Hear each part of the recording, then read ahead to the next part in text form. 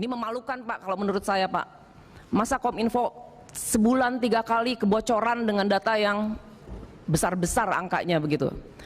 Dan kemudian juga berkaitan dengan insiden kebocoran SIM card ini, sampai saat ini kelihatannya belum diputuskan sistem elektronik mana yang terdampak. Nah, kami ingin tahu Pak, rasa-rasanya Pak, rendahnya tingkat kepatuhan penyelenggaraan sistem elektronik atau PSE ini dalam menindaklanjuti notifikasi, deteksi dan insiden siber menjadi salah satu penyebab terjadinya berbagai insiden cyber di Indonesia.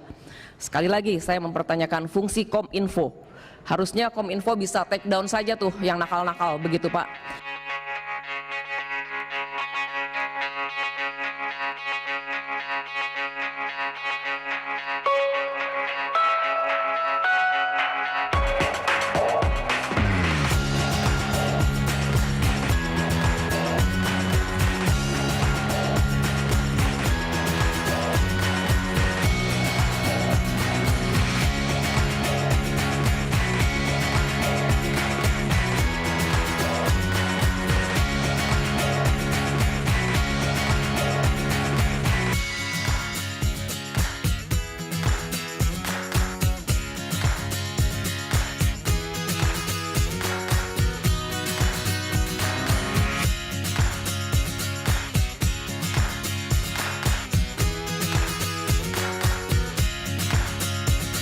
Setiap usaha yang secara ilegal berusaha mengambil, menguasai, menggunakan dan memanfaatkan, termasuk memanfaatkan secara ekonomi, akan mendapat sanksi yang tegas dan berat.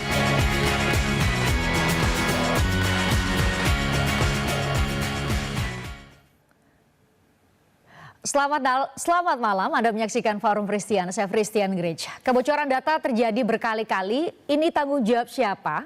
Bagaimana kemudian kita menghentikan kebocoran data yang terus terjadi?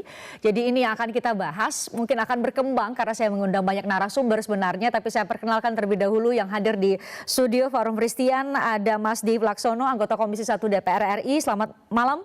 Mas Dave. Malam, sehat, gimana kabar? Sehat, baik sekali. Terima kasih sudah berkenan untuk hadir. Tadi kami tunjukkan juga pada pemirsa bagaimana dinamika yang terjadi di rapat kerja di Komisi 1. Di layar sudah terlihat sejumlah narasumber yang bergabung secara virtual. Saya sapa yang pertama ada Pak Hinsa Siburian, Kepala Badan Siber dan Sandi Negara BSSN. Selamat malam Pak Hinsa. Selamat malam Mbak Christian dan selamat malam pemirsa TVRI dimanapun berada. Pak Hinsa, terima kasih sudah berkenan hadir di Forum Christian. Kemudian saya sapa juga Pak Edmond Makarim, pakar hukum telematika Universitas Indonesia. Selamat malam Pak Edmond. Ya, selamat malam. Selamat malam. Baik, yang lainnya saya akan sapa Mas Pratama Persada. Selamat malam Mas Pratama. Ya, selamat malam Mbak, siang di sini. Oh, Anda berada di luar negeri kalau gitu. Terima kasih sudah berkenan hadir dan menyesuaikan dengan jam Forum Christian. Kemudian ada Mas Wahyudi Japar dari Direktur Eksekutif Elsam, ya, Lembaga Studi dan Advokasi Masyarakat. Selamat malam, Mas Wahyudi. Selamat malam Mbak Christian dan juga bapak-bapak narasumber semuanya. Iya betul, ini bapak-bapak yang hadir semua. Ini tapi kita bicara penting sekali, tidak memilih gender, tidak memilih usia, ada data yang bocor. Itu yang menjadi kepentingan kita bersama. Saat ini tengah dibahas, tengah digodok, harapannya segera disahkan RUU PDP. Tapi saya mau ke Pak Hinsa terlebih dahulu. Pak Hinsa, ini tadi dilansir oleh Harian Kompas, Anda mengatakan ada 3 kelemahan utama sebenarnya dalam sistem kita, sistem keamanan siber kita, SDM, teknologi dan juga regulasi tata kelola. Tapi Anda menyebut bahwa BSSN sudah memperingatkan semua lembaga negara, kementerian dan lembaga negara, tapi juga tidak kunjung diperbaiki. Ini ada komunikasi 2 arah sebenarnya dengan kementerian dan lembaga atau dengan PSE. Ya betul ya Mas Devi ya sebutannya, penyelenggara sistem elektronik lain Pak? Baik Mbak, bisa ya sebelumnya saya ingin memberikan sedikit prolog. Jadi di konstitusi kita, pemerintahan hadir untuk melindungi segenap bangsa Indonesia. Saya kira kita tahu semua apa tujuan kita berbangsa dan bernegara. Dan itu memang kewajiban pemerintah untuk melindungi secara umum seluruh rakyat dan tumpah darah. Dan tentunya bukan hanya di dunia nyata yang dulunya tentu ketika konstitusi dibuat belum ada terpikirkan orang akan ada ruang siber. Dan sekarang tambah dengan ruang digital atau ruang siber ini. Kemudian tadi pertanyaannya adalah bagaimana koordinasi ya. Jadi bagaimana koordinasi sebenarnya satu yang kita lihat kenapa BSSN kita memberikan notifikasi, ini juga masalah pemahaman atau literasi terhadap kita sekarang berada di ruang siber, kemudian ancaman di ruang siber juga perlu dipahami bahwa sebenarnya ada ancaman di ruang siber itu bersifat bukan militer, tapi bersifat dia adalah bersifat hibrid.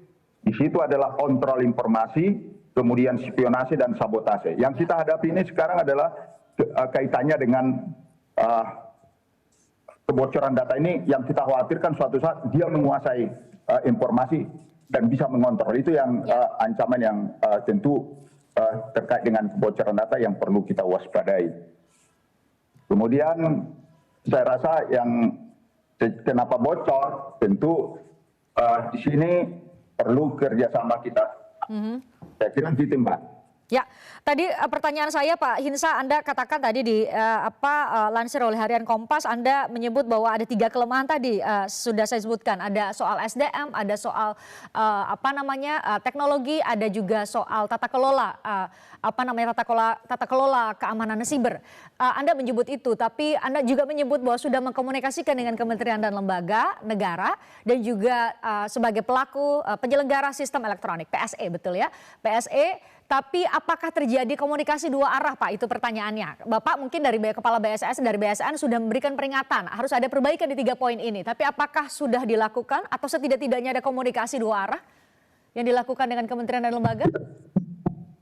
Nah, kita melakukan, tapi saya katakan ini kita sekarang berada di era siber ini sebenarnya kan ya kita harus sadar di dunia nyata ini kita sebagai negara tentu sudah 77 tahun, tapi di ruang siber ini terutama kita didorong oleh COVID semua menggunakan ruang siber, tentu ya perlu literasi, masih banyak hal yang harus kita bangun, kita sosialisasikan. BSSN juga relatif muda lah. Dan dia terpres 2017. Kita baru membangun 2019. 2020, 2021 kita dihajar COVID. Tentu kita harus realistis juga. Kita harus mengetahui juga kondisi kita secara umum, dan saya lihat juga ini sama di semua kementerian, kelemahan terutama juga di sumber daya manusia, dan ini yang seru terus kita upayakan bagaimana membangun sumber daya manusia, karena intinya dari 3 hal yang menyangkut pembangunan suatu badan keamanan di ruang siber ini, manusia, ya people, kemudian proses dan tentu teknologinya. Kata kunci di situ ada sumber daya manusia. Kira-kira ini yang kita dorong ke depan, kesadaran kita untuk bisa membangun sumber daya manusia Indonesia di bidang keamanan siber. Yang kira-kira demikian, Mbak. Mumpuni untuk itu. Saya berarti tanya ke Mas Dave kalau gitu, karena Mas Dave sebagai anggota DPR punya 3 fungsi ya, selain anggaran dan juga legislasi, ada fungsi pengawasan. Jadi mungkin konteks pertanyaan tadi saya ke BSSN, mungkin Mas Dave lebih tepat juga bisa menjawab gitu, karena kemudian mengorkestrasi beberapa lembaga sebagai mitra kerja dari Komisi 1 sendiri. Sebenarnya dari 3 poin yang disampaikan oleh Kepala BSSN, ada SDM, penguasaan teknologi dan juga tata kelola. Ini lemahnya di bagian mana? Ya, kalau lemahnya gimana mesti tanya kembali kepada BSSN gitu kan. Kita memang memiliki fungsi 3 fungsi pengawasan dan fungsi legislasi dan fungsi anggaran. Nah, dari tiga fungsi yang kita buat itu fungsi anggaran. Nah, selama berapa tahun terakhir semenjak COVID lah, dari 2019 itu terjadi penurunan drastis di dalam anggarannya BSSN. Itu dari hampir 2 triliun sampai tahun ini itu sekitar 0,5 triliun. Nah, jadi itu dari anggaran sudah menciut 25%, gitu ya. Itu satu. Lalu dari sisi legislasi. Nah, BSSN ini kan adalah metamorfosis dari dulunya lembaga seni negara. Nah, dari dulu hingga sekarang itu berdiri di atas Kepres, tidak memiliki undang-undang. Nah, jadi secara fungsi otoritas kekuatan hukumnya itu tidak sekuat dengan lembaga lain. Lembaga lain yang terbentuk misalnya berdasarkan undang-undang dasar malah ya. Iya, bahkan ada misalnya undang-undang dasar seperti MPR, DPR. Nah, Lalu itu, nah terus lalu dari sisi pengawasan ya kita selalu rajin berkunjung juga. Kemarin itu kira-kira nggak nyampe sebulan yang lalu kita baru mengunjungi fasilitas Pak Hinsa. Pak Hinsa memperlihatkan fasilitas dia, kemampuannya, dan juga sudah berapa kali kita kunjungan ke BSSN. Selain kantornya yang tadi dilihat di video, ada juga kampusnya, terus juga ruangannya Pak Hinsa pun juga kita pernah lihat gitu.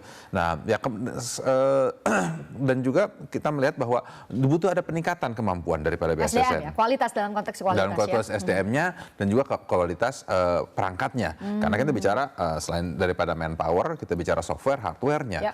Dan ini makanya pemerintah sudah bekerja cepat. Akan tapi itu tidak hanya jangan berhenti di situ. Membentuk tim reaksi cepat ini itu baru tahap awal. Ya, ini istilahnya kayak P3-nya lah, P3K-nya lah, pertama pada kecelakaan. Nah, selanjutnya ini pemerintah melalui undang-undang yang ada, undang-undang PDP harus segera menentukan siapa pengampu data. Jadi Anda tetap mendorong ada satu otoritas yang kewenangannya diberikan oleh undang-undang untuk bisa mengurus ini? Mengurus ini kan. Undang-undang PDP itu hanya menunjuk siapa yang bertanggung jawab. Nah, kalau memang BSSN yang ditunjuk, ya BSSN pun juga harus diperkuat dengan undang-undang sehingga jelas otoritasnya BSSN sejauh mana. Saat ini Kepres ya sebagai dasar pembentukannya. Oke, Mas Pratama, dari tiga dasar atau 3 poin yang disebutkan oleh Pak Hinsa tadi mengenai sumber daya manusia, penguasaan teknologi dan tata kelola, poin mana yang menurut Anda yang sebenarnya apa ketiganya lemah secara akumulatif atau ada setidaknya yang bisa kita harapkan dan bisa kita optimalkan, dan bagaimana caranya? Semuanya lemah, Mbak. Sorry ya saya ngomongnya ya gitu. Karena kalau kita lihat keamanan sistem di pemerintahan kita ini, mengkhawatirkan sekali gitu. Begitu banyaknya sistem yang dimiliki, begitu kompleksnya sistem yang dimiliki, tapi sistem keamanannya parah sekali gitu.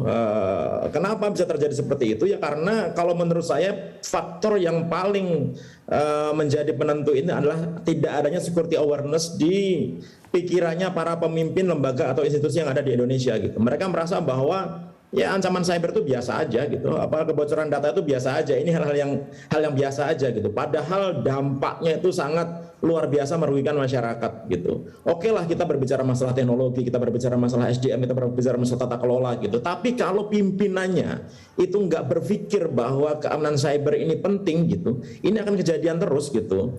Kemudian juga kalau saya lihat gitu, menurut saya perlu dipikirkan lagi penempatan orang-orang yang bertanggung jawab terhadap keamanan cyber yang ada di Indonesia ini. Gitu. Karena apa? Karena nggak bisa ini dilawan sama orang-orang biasa gitu. Serangan-serangan ini nggak bisa dilawan sama orang-orang biasa gitu. Jadi harus ada orang-orang, para pimpinan begitu yang mengerti bagaimana mengelola wilayah cyber yang ada di Indonesia ini. Kemarin ketika Pak Presiden memerintahkan membuat Satgasus gitu, saya juga berharap agar diisi oleh orang-orang yang berkompeten dalam bidangnya gitu. Jangan yang penting asal ada kemudian tidak berkompeten sehingga nggak ngerti apa yang dilakukan. Karena selama ini banyak sekali terjadi kasus kebocoran data, terjadi investigasi, terjadi audit digital forensik gitu, hasilnya itu nggak jelas. Nggak ada satupun yang disampaikan kepada masyarakat. Padahal data masyarakat yang jelas-jelas bocor begitu. Nah ini juga menurut saya menjadi masalah gitu. Belum lagi kalau kita berbicara masalah Pak Kepala, saya setuju masalah tata kelola gitu. Saya juga agak bingung ketika data-data yang bocor itu jelas-jelas data pemerintah gitu yang disimpan oleh pemerintah, karena nggak mungkin lingkup private atau corporate menyimpan data sebesar itu, data SIM card, data KPU, data PLN dan lain-lain begitu. Nah, kok bisa gitu tidak diketahui di mana penyimpanan data tersebut gitu. Berarti kan ada masalah besar ini. Apa yang terjadi gitu. Jadi selama ini masyarakat memberikan data-datanya gitu untuk disimpan oleh pemerintah gitu. Tapi pemerintah nggak ngerti di mana menyimpan data-data tersebut gitu. Loh, kalau gitu kan agak ya. Ya, Mas Pratama, gitu. Mungkin Anda bisa menjelaskan. Siapa yang bertanggung jawab jadinya kalau kayak gini? Kan jadi bingung. Ya kan, bagaimana kita bisa mencari hackernya kalau mesin yang diserang aja kita nggak tahu kan gitu, Mbak. Saya mau ke poin Anda sebelumnya tadi. Anda mungkin bisa memberikan contoh paling konkret kalau menurut Anda bahwa para pengambil kebijakan pun belum punya awareness atau kita harapkan sebenarnya pengetahuan mengenai kerugian besar kalau data-data kita bocor. Mungkin Anda bisa sampaikan kepada kami, apa sih bentuk kerugian paling konkret ketika data setiap warga negara Indonesia yang seharusnya dilindungi, seharusnya kemudian tidak bocor, itu bocor? Apa dampak paling konkretnya? Oke, sekarang kita lihat nih, judi online kita dapat paling gampang nih ya. Judi online sekarang ini kan ada banyak sekali, ada puluhan ribu orang yang menjadi korban dari judi online ini ya. Mereka deposit dengan cuma 50.000, 100.000, kemudian dijanjikan menang, begitu mereka deposit ternyata kalah, akhirnya utang kalah lagi, ikut pinjol, kemudian keluarganya berantakan. Ini ada ribuan ini. Dari mana kok agen-agen judi, bandar-bandar judi itu bisa membujuk masyarakat? Dari mana mereka punya nomor handphone masyarakat? Itu kan dari data yang bocor gitu. Karena mereka punya data yang bocor, kemudian data itu diambil sama mereka, nomor handphone, akhirnya mereka broadcast SMS, broadcast WA gitu, nawarin orang-orang ini gitu. Karena depositnya kecil, akhirnya OB, pelayan, driver online gitu dan lain-lain akhirnya ikut-ikutan. Dan akhirnya apa? Berantakan semuanya. Ini nggak akan terjadi kalau bocoran data itu tidak ada di Indonesia. Belum lagi masalah penipuan, belum lagi pengambil alihan rekening bank, belum lagi masalah pengambil alihan dompet digital. Banyak sekali media sosial yang take over sama orang lain gitu. Banyak sekali penipu-penipu yang karena dia tahu data-data kita, mereka berhasil melakukan penipuan karena kita merasa bahwa oh ya kita ditelepon dari bank yang benar, dari kantor yang resmi gitu. Nah, ini yang gunakan oleh orang-orang yang tidak bertanggung jawab itu, yang otaknya kriminal untuk merugikan masyarakat. Mungkin para pejabat itu nggak merasa, nggak mikir bahwa ini merugikan, tapi di level bawah coba deh, banyak sekali orang-orang gitu yang ketipu inilah, ketipu itulah gitu. Dia nggak pernah ikut pinjol, tiba-tiba didatangi debt collector gitu, karena datanya ternyata dipakai orang lain gitu. Ini terjadi, ini real. Mas Pratama, ketika lapor ke penegak hukum karena ruginya cuma 100.000, 300.000 nggak diproses. Gitu. Padahal itu kalau secara akumulatif banyak juga kerugian setiap warga negara Indonesia. Kalau 100.000 kali berapa juta warga negara Indonesia lumayan besar kalau mau kita hitung secara akumulatif. Tapi Mas Pratama, tadi poin kedua dari Anda adalah lembaga yang mana saat ini yang bertanggung jawab untuk menjaga atau melindungi data-data setiap warga negara, yang mana di Indonesia ini kalau Anda membandingkan dengan misalnya perlindungan data di negara lain?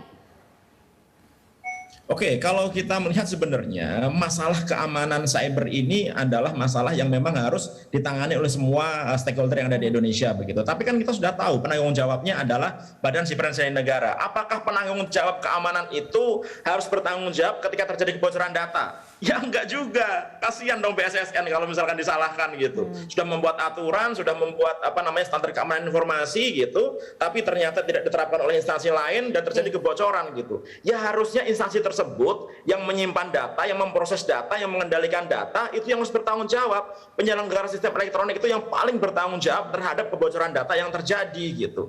Nah, tadi Pak Kepala BSSN mungkin nggak enak ngomongnya gitu, udah kasih notifikasi gitu. Kalau menurut saya ya benar, karena BSSN nggak dianggap sebenarnya gitu, udah bikin aturan, udah bikin semuanya gitu, tapi tidak diterapkan oleh kementerian lembaga, oleh PSE baik lingkup private ataupun government gitu, sehingga mereka tidak memiliki standar keamanan yang kuat gitu, sehingga terjadi kebocoran data. Dan ketika kebocoran data itu terjadi, yang rugi siapa? Balik lagi masyarakat yang rugi gitu. Nah, kalau pemerintah enggak rugi gitu, tapi masyarakat ini secara real gitu mengalami kerugian gitu. Ini yang menjadi dasar kami untuk membicarakan hal ini, Mas Pratama, malam ini. Tadi menarik yang Anda sebutkan bahwa yang yang dirugikan adalah masyarakat. Mas Div tadi sudah menyebut bahwa di RUU PDP didorong ada satu otoritas yang bertugas dan fokus pada perlindungan data setiap warga negara. Ini juga didorong oleh LSAM, pembentukan otoritas perlindungan data pribadi. Kira-kira lembaga yang mana? Apakah lembaga yang sudah existing atau kita membentuk lembaga baru? Bagaimana kewenangannya? Alasan hukumnya tadi sudah disebutkan, diharapkan setidaknya setingkat undang-undang. Kita akan bahas selanjutnya sesaat lagi di Forum Christian.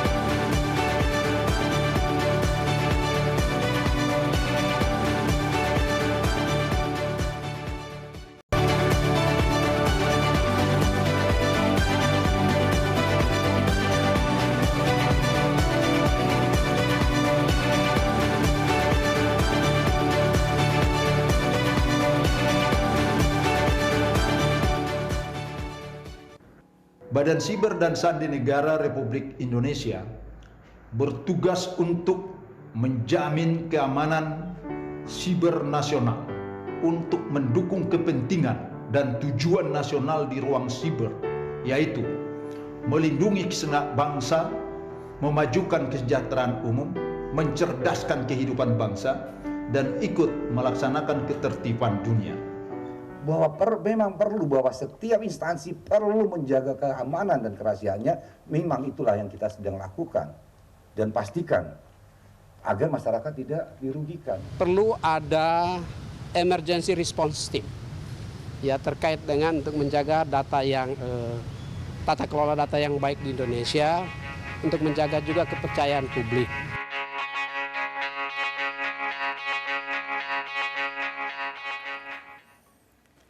Mas Wahyudi, menurut Anda emergency response teams itu karena satu, emergency response team ini sudah cukup atau seperti narasi Elsam di awal bahwa butuh ada otoritas perlindungan data pribadi yang harus dibentuk? Mas Div tadi menekankan kalau perlu alas pembentukannya adalah undang-undang, harus setingkat undang-undang. Ini sebenarnya kan dua hal yang berbeda ya. Bicara soal emergency response team, itu kan yang sudah ada di BSSN ya, sebagai computer emergency response team yang memang sudah disiapkan sebagai pengganti dari IT-CIRTI yang dulu dikelola oleh Direktorat Keamanan Informasi yang ada di Kominfo. Itu satu aspek untuk kemudian bagaimana Indonesia berupaya untuk mencapai tujuan dari keamanan siber itu sendiri, confidentiality, integrity, dan availability dari sistem elektronik. Nah, sementara bicara tentang perlindungan data pribadi itu kan bicara pada konsep yang lebih luas, bagaimana kemudian memastikan perlindungan data pribadi warga negara yang menekankan pada aspek sejauh mana warga negara itu bisa mengontrol data pribadinya yang diproses baik oleh siapapun dan diproses dimanapun gitu kan. Nah, dari situlah kemudian ada kebutuhan pembentukan otoritas perlindungan data pribadi. Tapi kan kemudian dalam prosesnya, meskipun DPR sebenarnya sejalan ya di awal dengan teman-teman masyarakat sipil termasuk kami di Elsam, bahwa dibutuhkan sebuah otoritas perlindungan data pribadi yang independen. Tetapi kan kemudian dari pihak pemerintah pada saat proses pembahasan yang diwakili oleh Kementerian Komunikasi dan Informatika menghendaki bahwa otoritas ini berada di bawah kementerian, dia menjadi bagian dari Kominfo. Nah, kemudian hasilnya kan seperti yang bisa kita lihat di dalam pembahasan tingkat 1 yang sudah disetujui di Komisi 1 DPR, otoritas itu akan diserahkan kepada Presiden ya, sebagai lembaga pengawas perlindungan data pribadi. Nah, ketika dia diserahkan kepada Presiden, itu kan berarti bahwa otoritas ini nantinya akan setara dengan lembaga eksekutif lainnya. Dia akan sama dengan BSSN, dia akan sama dengan BNPT, dia akan sama dengan BPOM, dan seterusnya. Sehingga kemudian ini yang menjadi problematis di dalam konteks penegakan hukum perlindungan data pribadi. Karena apa? Karena kan undang-undang ini kan nantinya akan berlaku mengikat tidak hanya bagi sektor swasta, tetapi juga pemerintah. Institusi pemerintah yang melakukan pemrosesan data, yang dia berkapasitas sebagai pengendali data, harus tunduk sepenuhnya pada undang-undang perlindungan data pribadi. Dan ketika terjadi penyalahgunaan data pribadi, terjadi kebocoran, terjadi data breach, dan seterusnya, dia juga semestinya bisa dikenakan sanksi yang setara dengan pengendali data yang berasal dari sektor swasta. Tetapi kemudian ketika otoritas ini ditempatkan sebagai bagian dari kekuasaan eksekutif, ini menjadi problem. Saya menjadi bertanya-tanya gitu kan, ketika misalnya hari ini kebocoran itu melibatkan kementerian-kementerian tertentu gitu kan, sebut saja misalnya data registrasi SIM card yang notabene sebenarnya itu kan identik dengan Kementerian Komunikasi dan Informatika. Dulu tahun 2017 ketika kebijakan mandatori ini pertama kali muncul, sebenarnya ini sudah kita perdebatkan, kita bahkan menentang pada saat itu. Bahkan DPR, Pak Dev di sini juga secara khusus membentuk panja pada saat itu ya, untuk merespon kebijakan registrasi SIM card gitu kan. Dan kita sudah mengatakan besarnya resiko kebocoran dari mandatori registrasi SIM card, dan hari ini terjadi gitu kan. Dan harus dikatakan pula bahwa Kominfo sebagai institusi yang tadi ya memberikan kewajiban mandatori registrasi SIM card, dia juga dalam kapasitas sebagai pengendali data yang harus bertanggung jawab dalam kasus ini menurut saya gitu kan. Nah, ini yang kemudian ketika terjadi situasi seperti demikian, nantinya otoritas ini, lembaga pengawas perlindungan data pribadi, kira-kira mungkin tidak memberikan sanksi kepada Kementerian Komunikasi dan Informatika sebagai sesama lembaga eksekutif ya. Atau misalnya saya bayangkan Pak Hinsa Siburian sebagai kepala BSSN memberikan surat teguran kepada Menteri Kominfo. Kira-kira mungkin atau tidak gitu kan. Ini logika administrasi kenegaraannya lah kira-kira gitu kan. Ini yang kemudian kami sayang. jika otoritas ini hanya diserahkan kepada presiden sebagai bagian dari kekuasaan eksekutif, tidak dibentuk sebagai sebuah otoritas pelindungan data pribadi yang independen gitu kan. Karena kan kunci efektivitas dari implementasi undang-undang pelindungan data pribadi di hampir semua negara itu ada pada otoritas pelindungan data pribadi yang independen gitu kan. 80% dari negara yang memiliki undang-undang pelindungan data pribadi, dia membentuk otoritas independen. Kecuali memang negara-negara yang undang-undang perlindungan data pribadinya hanya berlaku bagi sektor swasta, seperti negara-negara tetangga kita ya, Malaysia, Singapura, itu kan undang-undang perlindungan data pribadinya kan hanya berlaku bagi sektor swasta. Jadi gampang saja pemerintah menekan swasta, tapi kemudian pemerintahnya sendiri tidak tunduk, tidak harus memenuhi kewajiban-kewajiban yang terkait dengan perlindungan data pribadi. Kira-kira demikian. Saya sebelum ke Pak Edmond, saya mau minta tanggapan dari Mas Dev. Mas Dev, kalau tadi Anda menyebut bahwa memang di rancangan atau di RUU PDP disebut bahwa nanti diserahkan kepada presiden yang akan menunjuk otoritas atau menentukan lembaga mana yang punya tanggung jawab untuk melindungi data. Tetapi tadi disebutkan oleh Mas Wahyudi bahwa bisa jadi kemudian ada konflik interest ketika ini masih menjadi bagian dari eksekutif. Seharusnya menjadi lembaga independen di luar dari cabang kekuasaan eksekutif. Ini juga menjadi dinamika setidaknya di Komisi 1?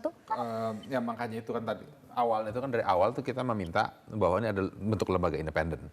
Nah, kan tapi karena waktu pembahasan leading sektornya kan Kominfo,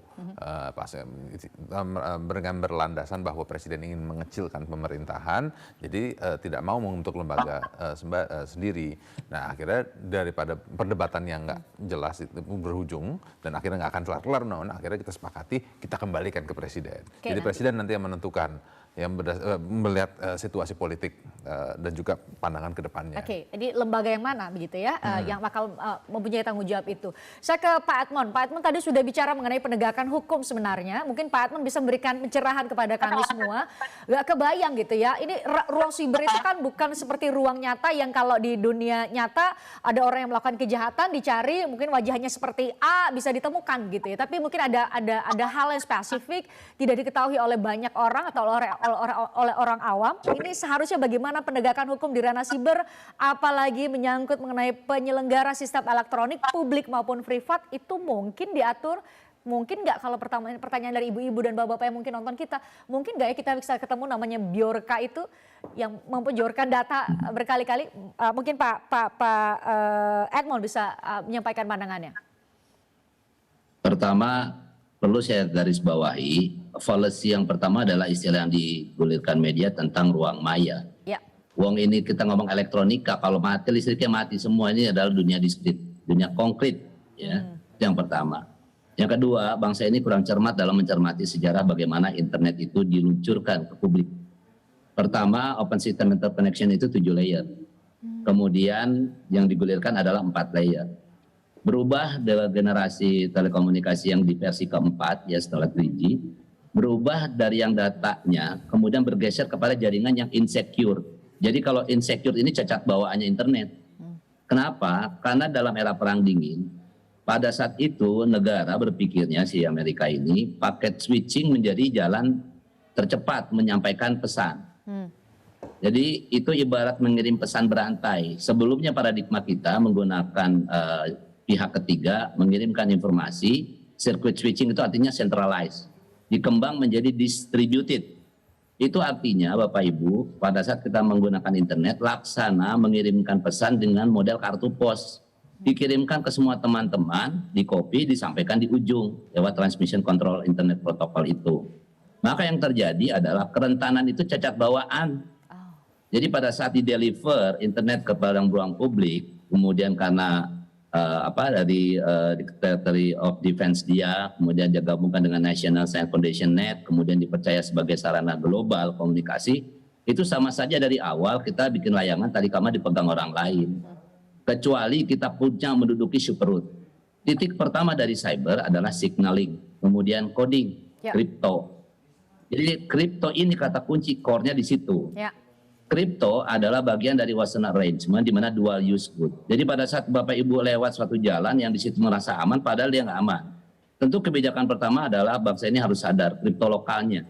Itu BSSN awalnya kan dari Lemsanek. Pada saat disebut kata BSSN itu luar negeri pasti tercengang. Kenapa? Loh, kripto sama cyber nyambungnya nih. Karena memang itu sejarah, cek deh di NSA itu di Amerika itu. Berikutnya yang policy berikutnya adalah pada saat ada asumsi bahwa ada satu undang-undang, satu perpres, yang perpres jadi lebih lemah. Ini tergantung bagaimana administrasi pemerintahan berkoordinasi tentang menjalankan P-nya itu, pemerintahan. Karena itu sama-sama lembaga yang dibuat oleh pemerintah, oleh eksekutif. Tapi yang menarik begini, pasal 3 dari perpres itu menyatakan bahwa ada fungsi koordinasi. Pasal 3 tugas BSSN di butir D. Pengordinasian kegiatan fungsional dalam pelaksanaan tugas BSSN dan sebagai wadah koordinasi bagi semua pemangku kepentingan. Ya. Karena ini akan mencakup multisektor, karena pemanfaatan sistem elektronik engineering proses ada di Kominfo. Ada titik di sana akuntabilitas bahwa syarat keamanan. Ya. Yang bikin standar keamanan adalah BSSN. Jadi kalau misalnya ini dioptimalkan dalam koordinasi, kalau dalam koordinasi ada kekurang harmonisan, itu harus tanggung jawab dari bosnya dong yang mempertemukan hal itu. Nah yang terkait dengan konteks tadi, bosnya, lucu ya. Kenapa DPR Pak Edmond bosnya maksudnya siapa Pak Edmond? Top eksekutif lah. Oke. Dalam hal ini presiden DPR, seperti yang dirancang ya di Ibu, saya mau jelaskan satu. Dimuat dalam rancangan undang-undang PDP ya. Oke, dilanjutkan Pak, silakan. Sebentar, kenapa DPR bisa berpikir secara logika hukum memberikan kepada kepada eksekutif? Karena data pribadi ini hak warga negara, representasi rakyat ada di DPR. Sementara ancaman pelanggaran data pribadi itu bisa datang 2, korporasi 1, administrasi pemerintahan juga itu merupakan ancaman. Sependek pengetahuan saya, coba deh baca handbook dari data protection itu. Salah satu kepentingannya adalah ini warga negara dengan negara posisinya koordinatif. Gitu. Amanat yang disampaikan kan jadi lucu. Kenapa Undang-Undang Informasi Publik bisa langsung membuat KIP walaupun negara nggak setuju, pemerintahnya nggak setuju. Sekarang kan misalnya bisa dong. Itu kan keputusan dari pembuat undang-undang, dibuat satu undang-undang. Atau kalau merasa berat, existingnya di Komisi Informasi Publik itu kan ada informasi yang dikecualikan. Kan aneh. Ada informasi publik, ada informasi yang dikecualikan, kemudian si lembaga Komisi Informasi ini tidak memberikan apapun arahan terkait dengan informasi yang dikecualikan. Terus kita mau ngomong rahasia negara, uang undang-undang rahasia negara aja dipersepsikan negatif. Kita bicara keamanan nasional dipersepsikan juga negatif. Bangsa ini sering dibenturkan logikanya, logika attack yang terjadi. Pada saat nggak ada hukumnya, dibuka. Ada tuh undang-undangnya, sejak undang-undang HAM sudah dikatakan profiling bukan kegiatan yang sah. Sekarang karena industri dan perdagangan digital ekonomi memprofiling calon kreditor dibilang sah-sah saja. Apa nggak kerugian namanya kalau setiap hari kita dipantau dan kemudian kita tahu besok mau beli peniti, besok mau beli apa itu dipantau. Jadi Pak profiling itu kegiatan yang keniscayaan lewat internet. Jadi ini eranya era intelijen. Pak Edmond, kalau Anda menyebut tadi bahwa mungkin kita jadi ahistoris begitu ya dan tidak tahu mengenai nature dari internet itu sendiri. Jadi kalau kita sudah berada di titik ini, sudah terjadi kebocoran data berkali-kali, menurut Anda untuk mengurainya itu mulai dari titik yang mana? Kalau kita mau membenahi tata kelola yang ada dan kita mau menguatkan perlindungan data kita. Pertama, tadi Pak Ketua menyampaikan bahwa setiap penyelenggara sistem elektronik itu bertanggung jawab. Siapa yang minta data itu yang tanggung jawab. Yang harus dirubah lagi mindsetnya adalah selalu pasti pihak asing akan menyatakan aspeknya cuma privacy, bukan security. Padahal ini bagian dari sistem pertahanan rakyat semesta dalam menjaga ketahanan bangsanya, di mana Pak Presiden sudah menyatakan data pribadi itu adalah new oil. Kalau new oil jangan diperlakukan begitu saja, misalnya gini, oh itu data bukan bocor dari A.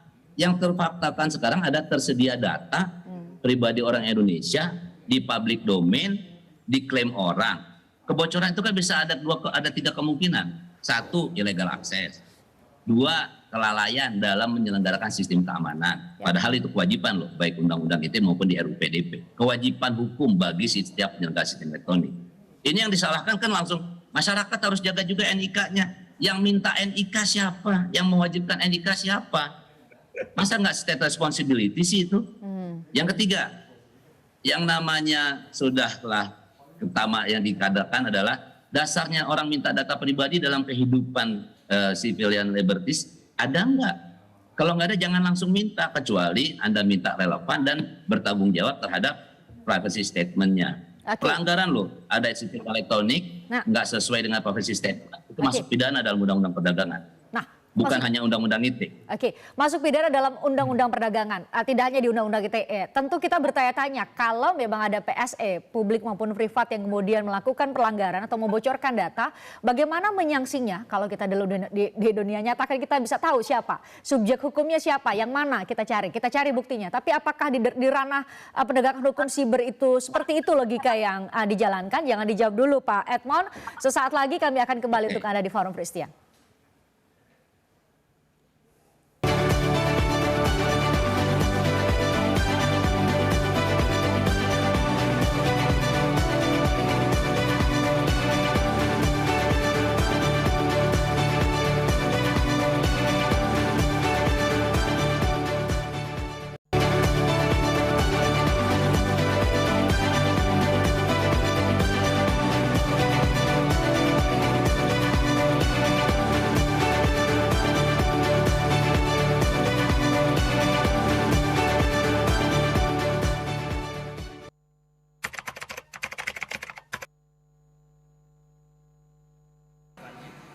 Tanggapan saya sih, menurut saya pemerintah ini kurang safety ya untuk menjaga data-data untuk para masyarakatnya. Pertama kan Bjorka ini kan ngejebolin data kayak IndiHome segala macam gitu ya, dan data SIM card masyarakat gitu kan. Untuk kedepannya sih semoga pemerintah tuh lebih safety lah untuk keamanan untuk menjaga data-data negara gitu kan. Ya tidak merasa secure ya jadinya, karena data pribadi kayak udah terbuka aja di mana-mana, bisa diperjualbelikan, apalagi bisa dipakai bisa dibeli habis itu bisa dipakai lagi oleh khalayak lama yang membeli data-data kita gitu. Menurut saya sih kayak bahaya juga sih, soalnya kan data-data itu kan data-data pribadi penduduk Indonesia ya. Ketika dibocorkan berarti secara tidak langsung data itu akan muncul di publik. Jadi orang-orang lain pun bisa melihat data pribadi kita sendiri gitu. Menurut saya itu sangat bahaya ya buat data kita pribadi ya, karena berarti pengawasan dari pemerintah itu sangat kurang kalau menurut saya. Dan harus adanya filter yang ketat untuk data ini agar tidak bocor atau bobol ya, itu aja sih. Ya, tadi menurut saya memang cyber security awareness di Indonesia itu masih rendah. Jadi itulah yang harus segera ditingkatkan sama pemerintah maupun instansi-instansi kita lainnya gitu ya, bahwa kita tetap harus menggunakan cyber security yang up to date.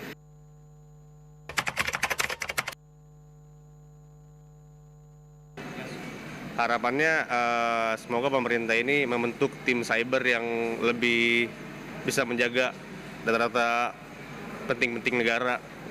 Apalagi data-data presiden gitu kan. Ada sesuatu bukan menyangkal tapi lebih action dari pemerintah untuk memperbaiki dari segi cybernya ya, gimana bisa menjaga data privasi kita. Ya berharap juga ada RUU PDP yang dari tahun 2020 kalau nggak salah pernah mau diketok ya, maksudnya baru dirancang.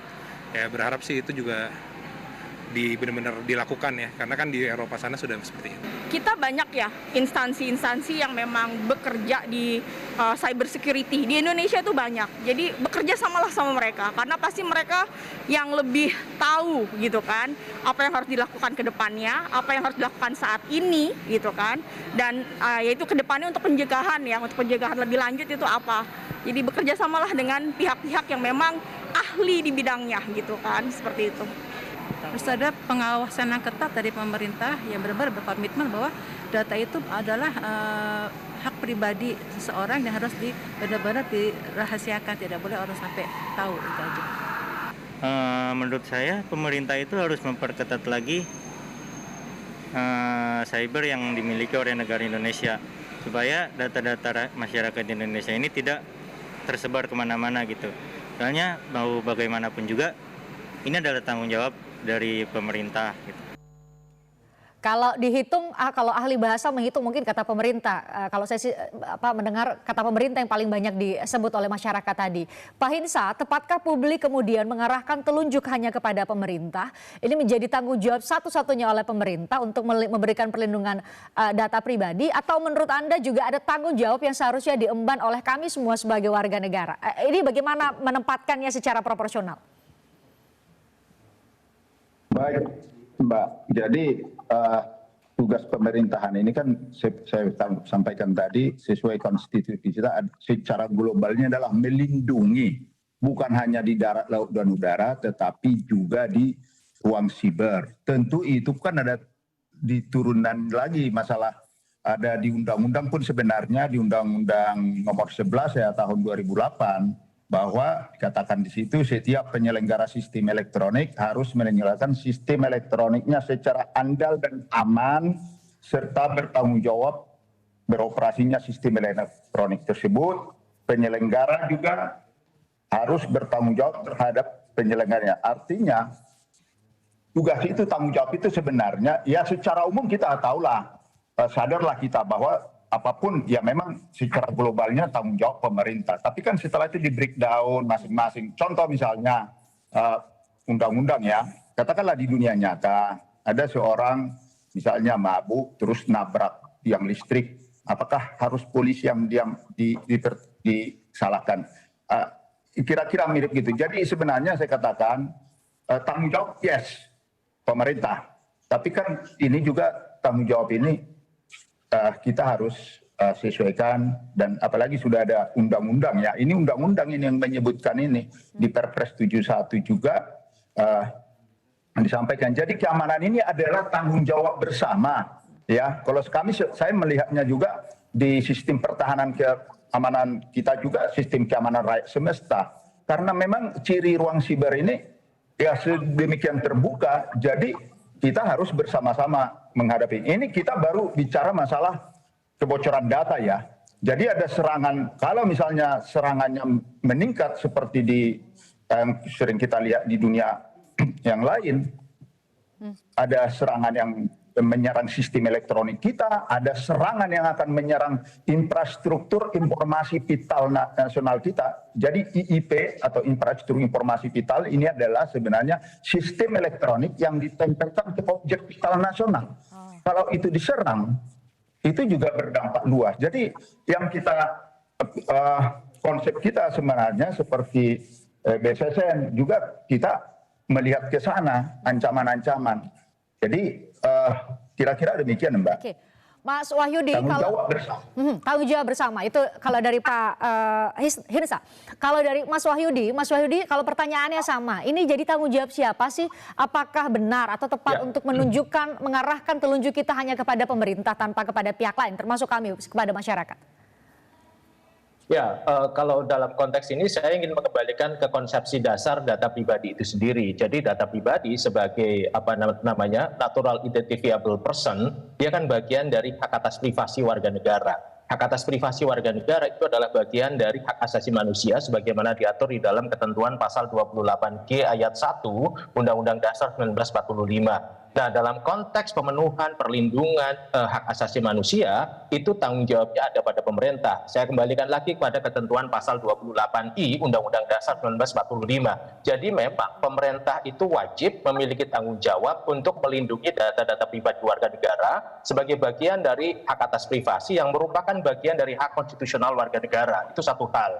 Nah, kemudian untuk memastikan bahwa pemerintah menjalankan tanggung jawab dan kewajiban melindungi data pribadi warga negara, melindungi hak atas privasi warga negara, maka kemudian dibutuhkanlah sebuah otoritas tadi, otoritas perlindungan data pribadi yang independen untuk memastikan bahwa pemerintah itu menjalankan kewajibannya itu kan. Nah, ini kan sebenarnya seiring dengan proses restrukturisasi kekuasaan di mana kemudian hari ini cabang kekuasaan itu tidak hanya semata-mata eksekutif, legislatif dan yudikatif, tetapi ada cabang baru kekuasaan sebagai sebuah the new separation of powers tadi, karena eksekutif, legislatif, dan yudikatif itu dianggap tidak cukup lagi menjalankan fungsi-fungsi altruistik negara yang semakin besar dalam konteks pelayanan publik, maka dibutuhkanlah sebuah lembaga baru, sebuah lembaga independen atau di Indonesia sering dikenal sebagai komisi, yang dia sebenarnya banyak menggabungkan fungsi-fungsi baik dari legislatif, eksekutif maupun yudikatif.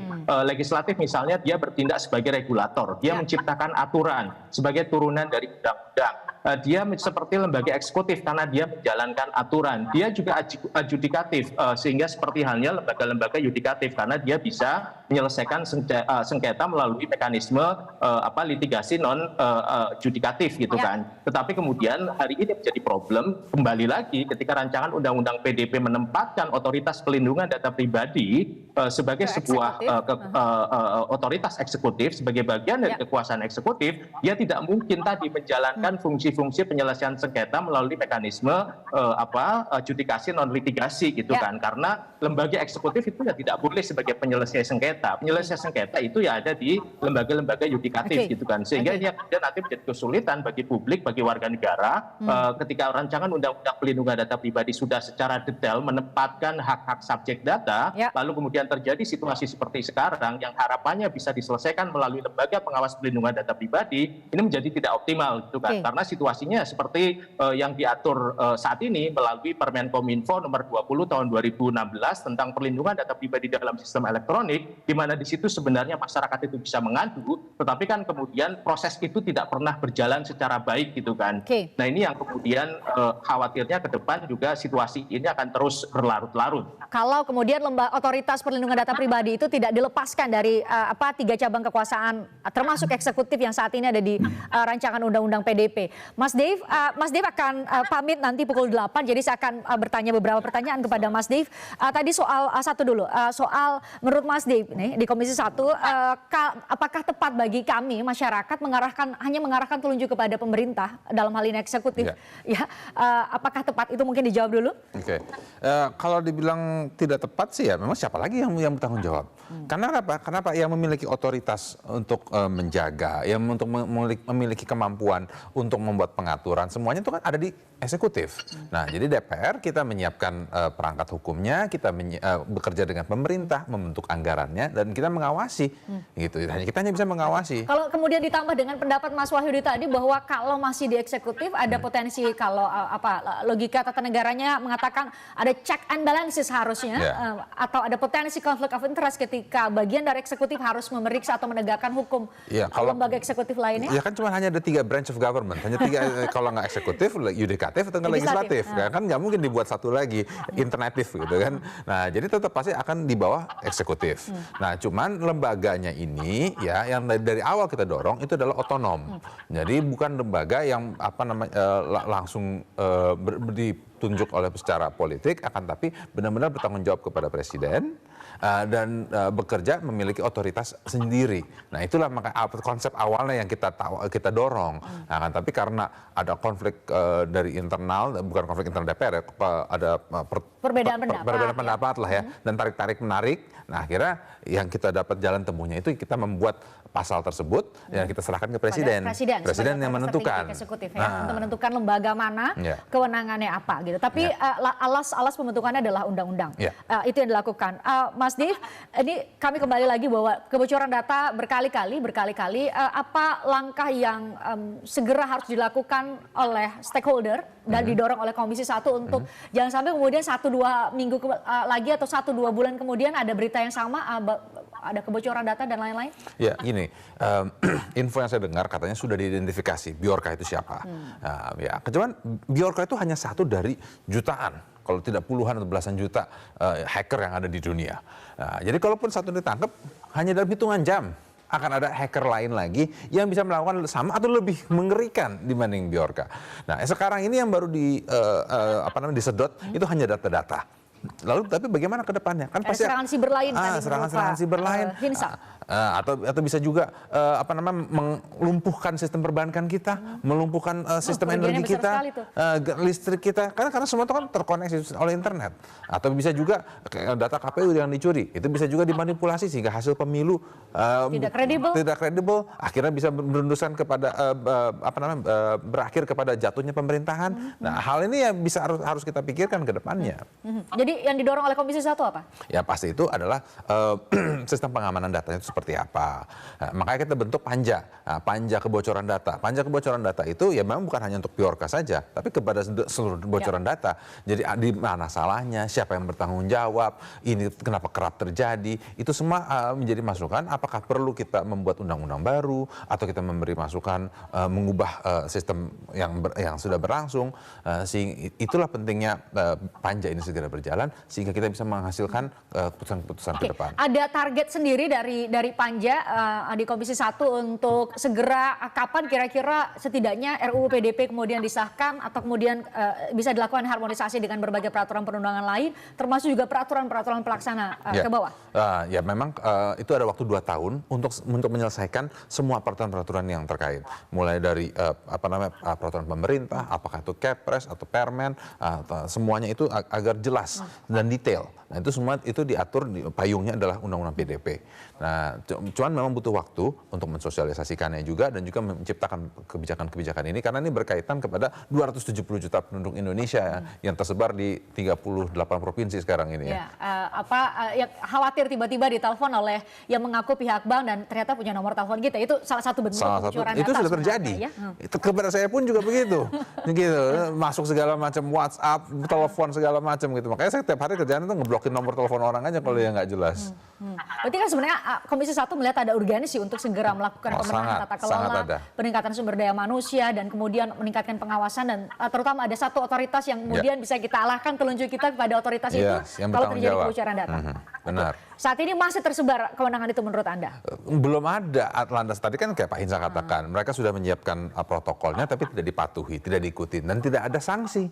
Nah makanya dengan Undang-Undang PDP ini lembaga itu ada, diberi kewenangan untuk memberikan sanksi. Nah jadi bagi mereka yang gagal mengikuti protokol, mereka berkewajiban untuk didenda atau bisa mungkin juga dipenjara. Nah dan juga tapi kalau memang sudah dibuat protokol masih kebocoran, nah berarti salahnya salah lembaganya kan, karena membuat aturan yang gagal melindungi gitu. Terkait dengan SDM misalnya, tadi Pak Hinsa menggarisbawahi mengenai kemampuan SDM kita untuk mampu mengimbangi, ya kita nggak tahu ya siapa yang punya kemampuan siber yang luar biasa apa istilahnya. Tetapi kita punya SDM yang mumpuni, ada pendidikan khusus, peningkatan skill itu juga didorong oleh Komisi 1. Nah, mengingat kondisi ekonomi negara dan juga kebutuhan yang lainnya, ini perlu sinergi. Ya. Nah, maka itu saya berapa kali saya katakan untuk ada sinergi dengan Kominfo, dengan BSSN, dengan BIN, dengan kepolisian, dengan lembaga pendidikan, dengan lembaga swasta menggunakan CSR sehingga terkumpul pool yang jumlah yang besar sehingga kita bisa itu membuat berbagai macam hal, baik apakah itu peningkatan sumber daya manusia kita, melatih merekrut sumber daya baru, kan kita memiliki kampus-kampus yang top juga bergerak di teknologi ini. Ada ITB, ada Telkom University, sehingga bisa membuat program-program dan juga meningkatkan research and development kita agar mencetak programmer-programmer baru. Oke, dan kita punya SDM yang mumpuni. Jadi setidaknya satu poin yang digarisbawahi oleh Pak Hinsa bisa kemudian segera terselesaikan. Ya. Mas Dik, thank you sudah bergabung di Forum Presiden setidaknya sampai jam 8. Nanti saya harus jeda, usai jeda saya akan kembali dengan 4 narasumber yang bergabung secara virtual. Tetaplah bersama kami.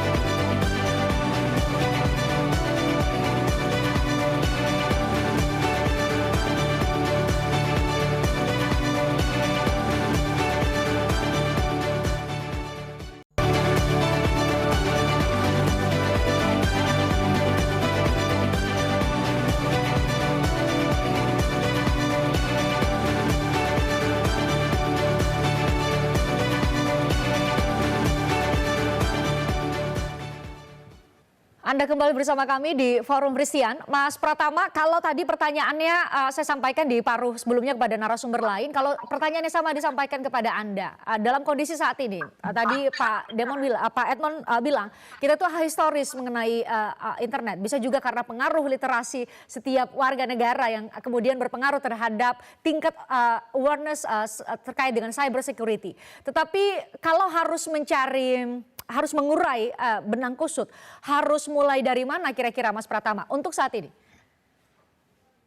Enggak, sebelumnya saya mau menjawab dulu ya. Tadi kan ditanyakan tuh, yang disalahin siapa sih masalah kebocoran data ini? Apakah masyarakat gitu, apakah pemerintah gitu? Ini loh, ini yang kadang-kadang gagal paham gitu.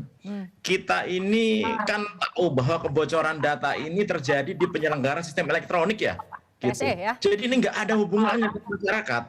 Ini nggak ada hubungannya masyarakat harus bikin password yang aman, kemudian ganti password, jangan pakai wifi sembarangan, jangan klik sembarangan. Itu nggak ada hubungannya gitu. Kita ini udah ngamanin diri sendiri, tapi kita udah mempercayakan data kita kepada pemerintah gitu. Tapi ini yang bocor adalah dari sistem pemerintahnya, gitu loh Mbak.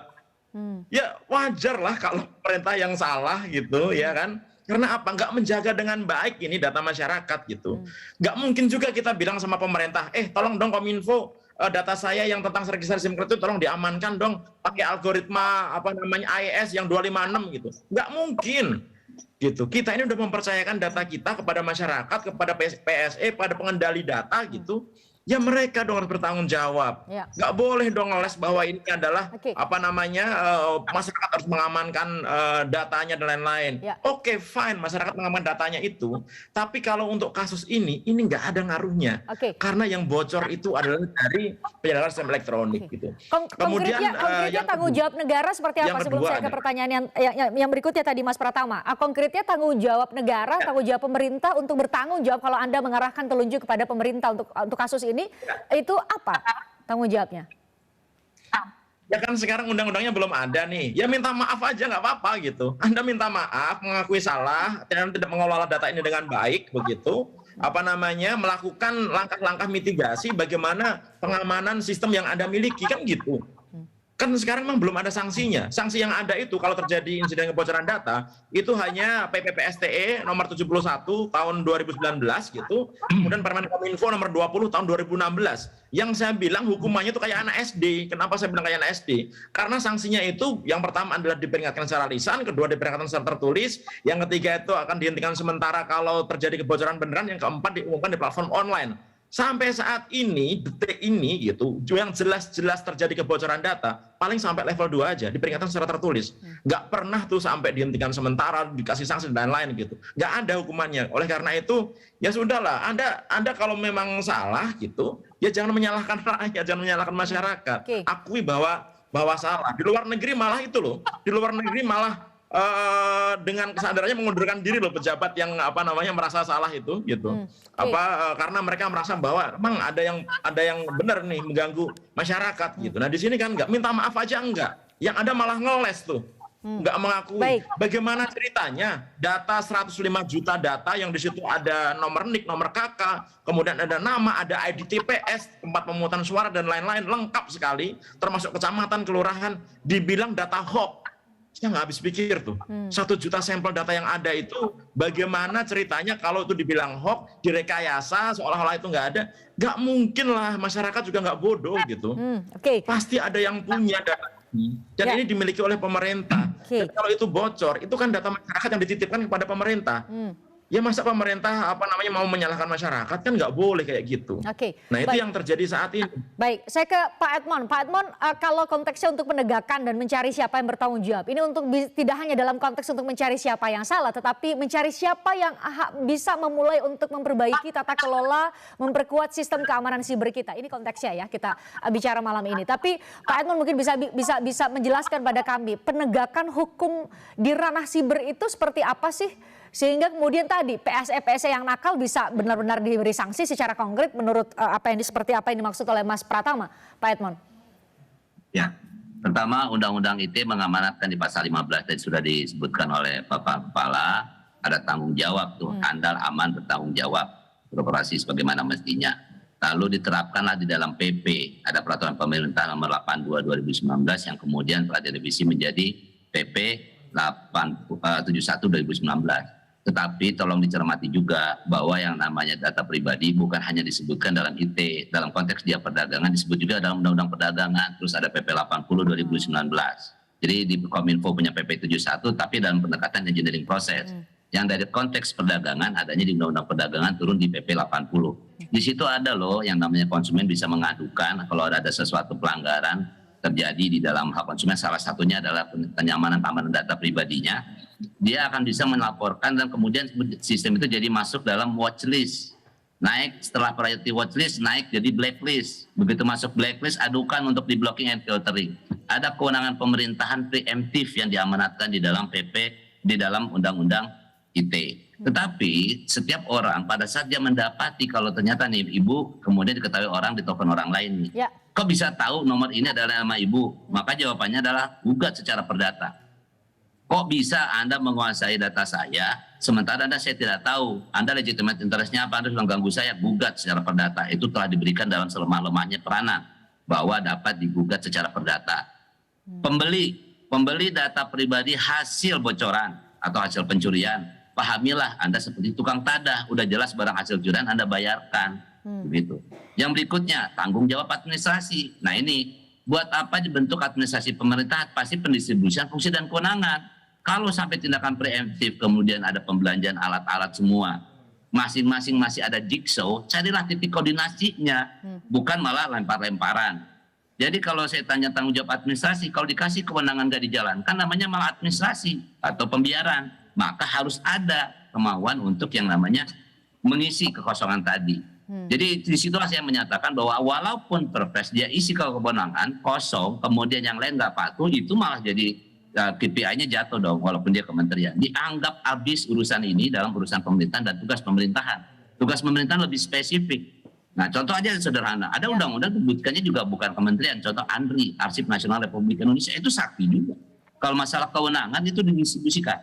Lalu tanggung jawab pidana dari pelaku dan penyerta. Bukan hanya orang yang ngambil-ngambil, tapi yang sengaja memberikan fasilitas, karena fasilitas kebocoran bisa terjadi juga karena pengharapan pembocoran dari dalam.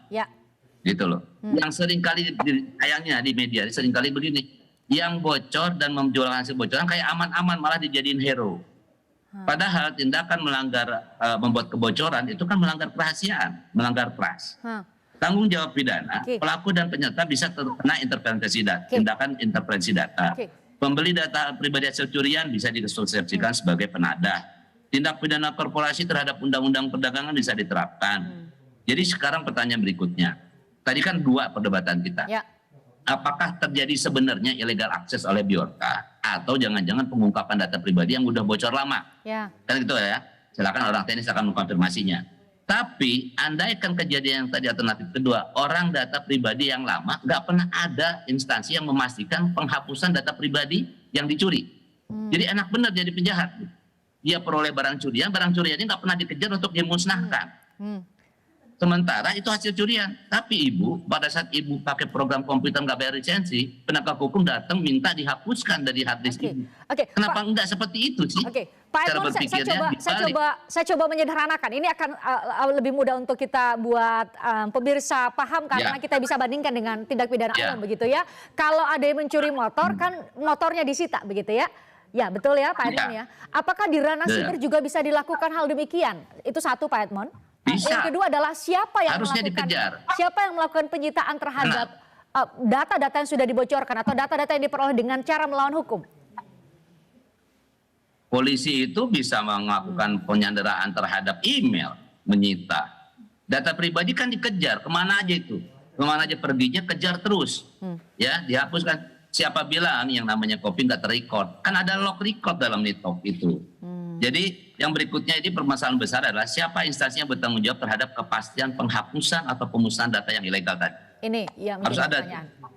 Iya, namanya barang hasil curian. Masa barang hasil curian dibiarin berarti ada saat dalam ini tidak ada domain, satu harus lembaga pun. Pak Edmond, berarti saat ini tidak ada satu lembaga pun yang bertanggung jawab untuk itu? Belum ada satu lembaga pun? Terkesan tidak, bahkan orang ngedownload merasa bagian dari hak. Terkesan kalau berarti ada sebenarnya. Pak Edmond, terkesan berarti ada sebenarnya. Dalam hidup ini sekarang, lucunya di internet adalah semuanya seolah-olah yang ada di public domain di-download jadi hak. Saya kasih contoh, pornografi anak ditonton aja nggak boleh, masa di-download? Kejadian alamiahnya nggak boleh ada secara hukum. Jadi tersedianya dia ada, nggak boleh. Sama pada saat ada data yang sudah dikatakan begini, kejar terus, delete. Jadi akibatnya siapapun yang mendapat data kenakan pasal pidananya. Ada kok pidananya. Ada gitu. Pidananya ini berarti masalah. Berarti subjek yang Anda maksud adalah APH ya? Dalam hal ini adalah aparat kepolisian, betul? Ya. kan dikasih kewenangan, Ibu. Hukum acara kan bilang bahwa penegak hukum dikasih kewenangan, Kominfo ada PPNS-nya juga.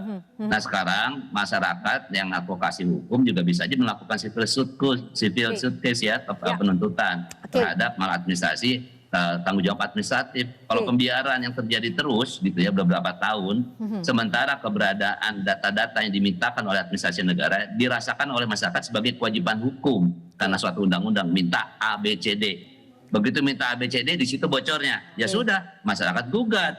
Anda melakukan perbuatan melawan hukum merugikan saya. Boleh saya gugat ke administrasi pemerintahan merugikan saya, itu bisa PMH namanya. Jadi digugat perdata bisa digugat perdata. Kenapa nggak sekali-sekali digugat perdata? Oke, nah ini menjadi pengetahuan buat masyarakat. Pak Hinsa, tadi disebut oleh Pak Edmond ternyata sampai melibatkan, kalau penegakan hukum bisa melibatkan ya APH begitu ya, aparat penegak hukum, ada kepolisian. Pak Hinsa mungkin bisa cerita, saat ini koordinasi antar stakeholder dalam konteks untuk menjaga sistem keamanan siber kita itu seperti apa pola yang berjalan? Seperti apa pola yang berjalan? Kalau kita mau mulai dari situ untuk dievaluasi. Baik Mbak dan pemirsa yang saya hormati. Jadi selama ini sebenarnya kita sudah bekerja sama sangat erat dengan Direktorat Tindak Pidana Siber Bareskrim Polri. Jadi beberapa kasus itu kita serahkan ke mereka dan tentunya memang secara teknis juga kami bantu. Jadi cuma kan tidak diberitakan ada beberapa kali kita kerjasama ini. Tapi memang dengan tantangan, dengan banyaknya kasus, ya tidak begitu populer di masyarakat ya. Tapi kerjasama kita sangat erat juga dengan kejaksaan. Jadi banyak kita bantu mereka dalam rangka pengungkapan kasus. Tapi kan kita tidak disebutkan di sini dan kita memang tidak perlu disebut-sebutkan saya rasa, karena secara umum kita memang bekerja juga secara senyap lah istilahnya. Tapi kerjasama sampai saat ini sebenarnya itu bagus ya, kami kerjasama dengan folder yang terkait tentunya dengan tugas-tugas BSSN. Kira-kira gitu Mbak. Baik, Pak Hinsa, terima kasih. Kita kembali tunjukkan kepada pemirsa sebenarnya apa yang mau kami bahas. Sudah terlihat tulisannya di belakang saya. Berkali-kali bocor, perlindungan data lemah itu menjadi sebuah pertanyaan.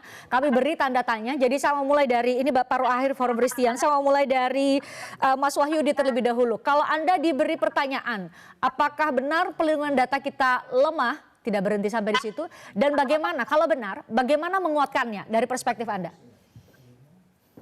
Ya, jadi dari berbagai insiden penyalahgunaan data pribadi, salah satunya adalah kebocoran data, itu kan memperlihatkan bagaimana lemahnya perlindungan data pribadi di Indonesia. Karena apa lemah? Ya ada banyak faktor ya, tadi dikatakan di awal kan dari faktor tata kelola termasuk di dalamnya kebijakan yang memang sangat sektoral. Jadi situasi hari ini bisa dikatakan sebagai puncak gunung es dari sektoralisme dalam konteks perlindungan data pribadi. Sehingga kemudian kita tidak punya satu standar yang sama yang kemudian harus diterapkan oleh semua institusi, oleh semua sektor untuk memastikan perlindungan data pribadi. Kami di ELSA misalnya mengidentifikasi paling tidak sampai dengan tahun 2021 ada 48 legislasi di Indonesia yang kontennya itu mengatur pemrosesan data pribadi, itu kan. Dan itu standarnya beda-beda antara satu sektor dengan sektor yang lain. Tadi Pak Edmond mengatakan ada perdagangan, ada perbankan, ada telekomunikasi, ada ITE dan seterusnya gitu kan. Nah ini yang kemudian semakin membuat rentan perlindungan data pribadi kita. Nah harapannya situasi itu kan nanti akan bisa dijawab dengan kehadiran Undang-Undang Perlindungan Data Pribadi gitu kan.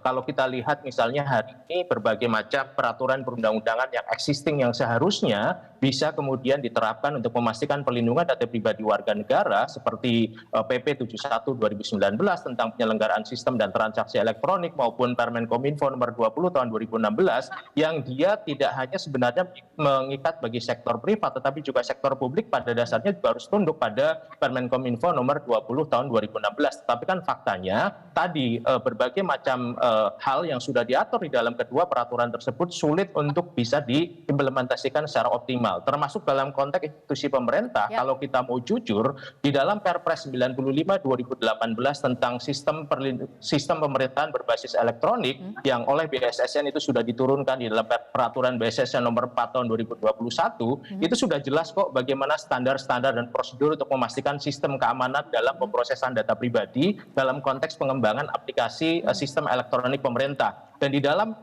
peraturan presiden itu maupun di dalam peraturan BSSN di situ dikatakan upaya ini dilakukan untuk menuju perlindungan atau mencapai tujuan perlindungan data pribadi. Itu jelas, tetapi kan insiden hari ini sebenarnya memperlihatkan lagi-lagi bahwa pemerintah itu belum konsisten dengan semua aturan, dengan semua kebijakan yang diterapkan. Karena apa? Tadi sektoralisme sekali lagi gitu kan. Jadi satu kementerian, satu institusi ya dia hanya akan melihat aturan yang diciptakan untuk kementeriannya gitu kan. Misalnya kesehatan ya dia akan hanya melihat PP tentang sistem informasi kesehatan nasional. Dia akan melihat tentang peraturan terkait dengan rekam medis dan seterusnya. Yang di situ juga mengatur tentang perlindungan data. Nah, di sisi yang lain sebenarnya ini juga ada kelemahan termasuk di dalam institusi pemerintah itu sendiri atau di dalam konteks pengambil kebijakan itu sendiri gitu kan.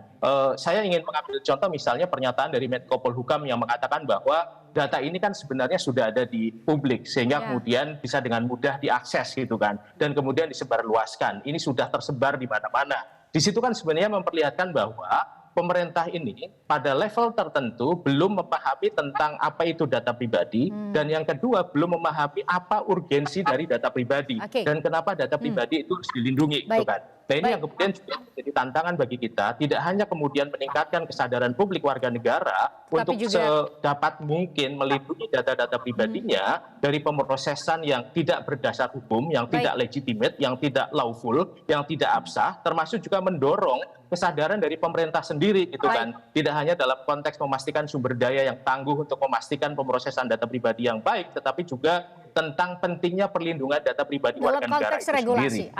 Oke. Terima kasih Mas Wahyudi. Kalau dari Mas Pratama ketika diberi pertanyaan yang sama, menurut Anda bagaimana cara menguatkan perlindungan data di Indonesia? Ya, balik lagi ya, ini dasarnya itu kepada awareness sih gitu, bagaimana para pemimpin kementerian, lembaga, institusi yang ada di Indonesia begitu bisa berpikir bahwa data pribadi itu harus diamankan, harus dilindungi begitu. Yang terjadi sekarang kan beliaunya ini tidak merasa bahwa data pribadi itu adalah data masyarakat yang harus dilindungi gitu, karena mungkin nggak merasakan dampaknya gitu. Oleh karena itu cara paling benar gitu ya meningkatkan awareness mereka. Cuma masalahnya nggak bisa tuh kalau di Indonesia kita hanya bilang Pak tolong dong awarenessnya ditingkatkan, Pak tolong dong dipikirkan bahwa masyarakat perlu dilindungi. Nggak bisa kayak gitu. Oleh karena itu dibutuhkan suatu aturan yang bisa mengikat begitu, yang bisa memberikan sanksi yang cukup tegas, yang cukup berat. Kalau ada pejabat pemerintah, institusi pemerintah begitu, yang karena gitu kelalaiannya, kelemahannya menyebabkan data pribadi masyarakat ini bocor kemana-mana begitu. Saya tadi setuju dengan Mas Wahyudi gitu, jangan dianggap remeh, kan masih banyak pemerintah pejabat pemerintah kita menganggap bahwa ini remeh, nggak ada kok, cuma serangannya kecil gitu. Nggak boleh kayak gitu. Ini udah bener-bener bocor loh gitu. Ini udah bener-bener darurat kita gitu. Data masyarakat semuanya sudah kemana-mana gitu. Oleh karena itu saya juga berpikir kalau ternyata kita belum memiliki aturan hukum yang mengikat, Pak Presiden lah turun tangan lah. Tadi Bang Edmond malu-malu ngomongin Pak Presiden. Kalau saya bilang Pak Presiden lah turun tangan gitu. Perintahkan kepada anak buahnya, serius dong ngomongin ini. Dulu waktu pinjol ilegal lagi rame-ramenya, yang dibiarkan begitu saja gitu, begitu banyaknya korban gitu, itu kan nggak selesai urusannya. Begitu Pak Presiden bilang pinjol ilegal diberantas gitu, nggak lama itu diberantas semuanya habis gitu. Jadi ini juga sama menurut saya. Pak Presiden harus tekan di sini gitu supaya anak buahnya berpikir bahwa keamanan ini penting, keamanan cyber ini mandatori gitu. Tempatkan orang-orang yang memang benar-benar bisa mengurusi ini gitu. Menurut saya sih gitu, Mbak. Terakhir Presiden menyatakan ada pembentukan emergency response team ya. Itu tadi sudah ada jawab belum cukup, perlu ada sejumlah narasumber Jember menyebut perlu ada otoritas perlindungan data pribadi. Kalau Mas Wahyudi menggarisbawahi itu harus independen, tidak tergabung dalam 3 cabang kekuasaan yang sudah ada. Pak Edmond, kalau Anda diminta pandangan untuk menguatkan sistem perlindungan atau perlindungan data di Indonesia, bagian mana di bagian mana kita bisa memulainya? Pertama, vendor produk yang akan saya kejar. Karena yang menciptakan itu adalah yang membuat produk. Kemudian semua yang pemerintahan maupun korporasi ternyata percaya dengan sesuatu code yang nggak jelas code-nya apa. Karena dapatnya adalah proprietary. Maka harus ada vulnerability produk terpaparkan dengan baik. Kedua, tanggung jawab pemerintahan adalah dikasih kewenangan dan dijalankan. Gitu. Kalau misalnya ada laporan masyarakat, kalau ada pembiaran, harusnya instansi yang terkait kan secara KPI, Key Performance Indicator-nya dari topnya mengatakan ada kurang perform di situ. Ya, berikutnya adalah kalau disebut perlindungan data lemah, di dalam suatu medium yang tidak aman, kodratinya memang lemah. Maka pada saat kita mengambil keputusan ingin memanfaatkan via internet itu, maka jadi perjumpaan kolektivitas kita untuk selain awareness-kan, meningkatkan kompetensi, melakukan inovasi terhadap semua produk-produk keamanan tadi. Saya ingat waktu saya dulu bantu Desk Cyber di Menko Polhukam sebelum lembaga sandi negara menjadi BSSN, salah satu setiap perjumpaan dengan para cyber security global itu selalu begini tanya, Kanda habis berapa riset and development membuat inovasi baru untuk penutupan keamanan? Dan ujung-ujungnya kembali pada saat kita tanya produk, mana produk-produk kripto lokal, terus kebijakan tentang bagaimana berkripto internasional regional, itu menjadi belum terpantau dengan baik. Padahal di mereka itu di dalam OECD Crypto Policy-nya, Crypto Policy yang berlaku di Amerika, jelas melihatkan itu. Nah, kalau pelindungan data lemah, ternyata masyarakat, katakanlah masyarakat abai bodoh, kan tugas negara mencerdaskan dan melindungi. Kan itu konstitusi. Nah, pada saat warga negara diminta turut aktif dalam keamanan, jangan juga mengatakan abai, karena dia merupakan keamanan itu dalam konstitusi bukan hanya hak, kewajiban setiap warga negara juga.